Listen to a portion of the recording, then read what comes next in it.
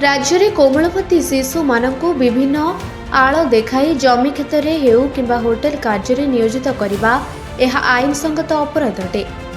यहाकु नहीं केन्दुझर जिला शिशु मंगल अधिकारी श्रमिक अधिकारी और नंदीपदा पुलिस मिलित उद्यम हाटडीही ब्लॉक अंचल में एभली भाव में शिशु मानक कार्य बेआईन भाव नियोजित करने खबर पाई मिलित चढ़ाऊ कराई घुषुरी चलाउथिबा 2 शिशु श्रमिक उद्धार कराଯାଇଛି। सूचना योग्य जे भद्रक जिला बंत अंचल माछिउंड 2 जण शिशु हाटडीही जल कलंक गाँवर अपत्री दास नामक जड़े व्यक्ति प्राय 5-6 मास हेब पाखरे रखी घुषुरी चराइबा कार्य नियोजित करथिले।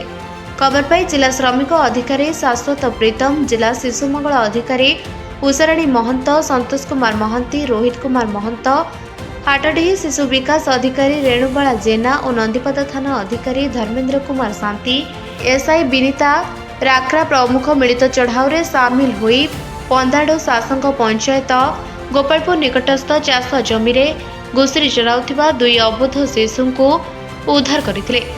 सेमानंकु डाक्टरी परीक्षा कराई केन्दुझर सिडी ब्लसी रे हाजर करा सहित एभली भाव में आगकू आहुरी व्यापक धरापकड़ कराई शिशु श्रमिक मानंकु उद्धार कराजिबो बोली सह श्रमिक अधिकार शाश्वत प्रीतम कहते।